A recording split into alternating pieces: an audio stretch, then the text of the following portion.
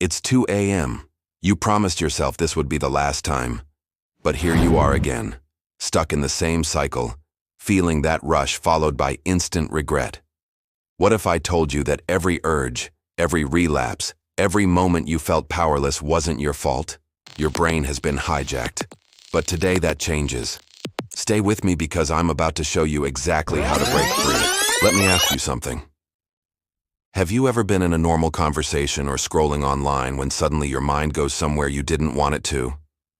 A thought that spirals into a full mental battle? You're not weak.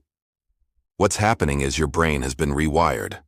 Every time you engaged with stimulating content, your brain released massive amounts of dopamine. Think of dopamine like fuel for motivation and pleasure. But here's the problem. Your brain wasn't designed for the endless digital stimulation available today. Natural rewards like achieving a goal or connecting with someone fill your dopamine cup gradually, but excessive stimulation floods it like a fire hose. Eventually, the system breaks. Normal things that used to make you happy don't work anymore. This is why you feel unmotivated, anxious in social situations, unable to focus, emotionally numb, low energy, and less confident around people. Your brain craves intensity.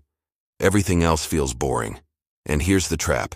Every time you try to quit and relapse, you're not starting over. You're actually making those neural pathways stronger. The cycle goes trigger, craving, action, shame, promise to stop, trigger again.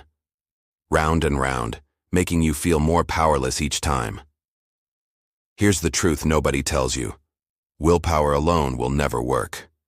You need a system that works with your brain, not against it. Your brain cannot heal if it keeps getting re-exposed to triggers. You need to create an environment where success is possible. Identify your trigger points. For most people, it's specific apps, social media accounts, late-night phone use, boredom, stress, or being alone with internet access. Here's what you do right now. Delete apps that lead you down the wrong path. Unfollow every account posting triggering content. Install website blockers on all your devices. Yes, all of them. Create friction between you and the behavior. Make it harder to slip up than to stay on track. And tell someone you trust what you're doing. Accountability isn't optional. When you keep struggles secret, shame grows. When you bring it to light, it loses power. Step 2. Rebuild your foundation. Once you cut the supply, your brain will panic. You'll experience intense urges, restlessness, anxiety, mood swings. This is withdrawal, and it's actually proof you're healing. You need to give your brain healthy dopamine sources. Exercise. Movement is essential. Even a 20-minute walk helps. But push yourself if you can. Lift weights, run, swim. Do something that makes you feel strong. Mindfulness. Sit quietly for 5 minutes daily. Close your eyes. Focus on breathing. When your mind wanders, bring it back to your breath. Each time you do this, you strengthen your brain's self-control center.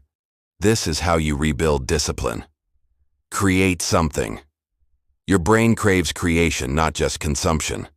Write, draw, build with your hands. Learn an instrument. Anything requiring focus that produces something real.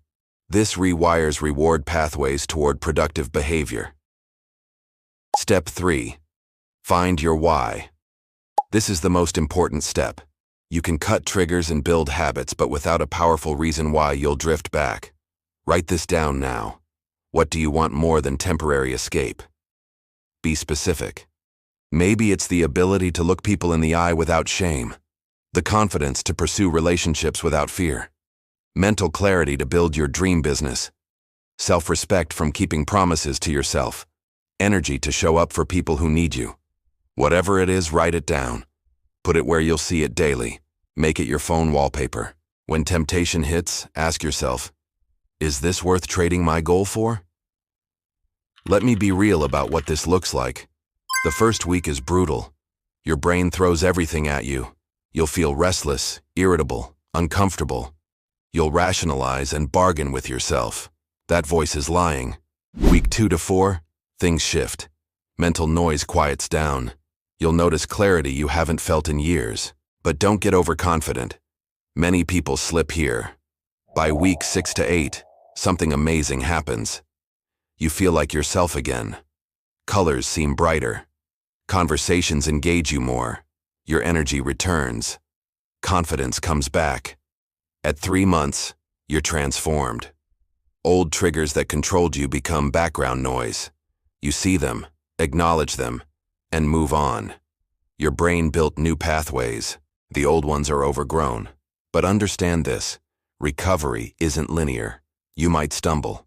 If you do, don't spiral. One mistake doesn't mean full relapse.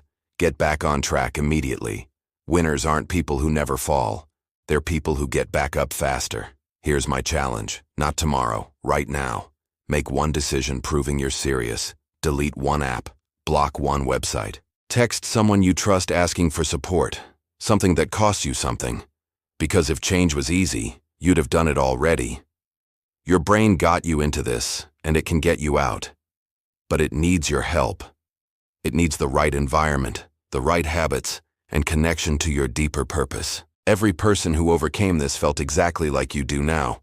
Hopeless, trapped, convinced they couldn't change.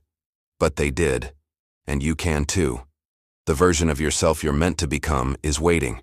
The confident, focused, present version who isn't controlled by impulses, who shows up fully in life and relationships, who pursues goals without mental fog.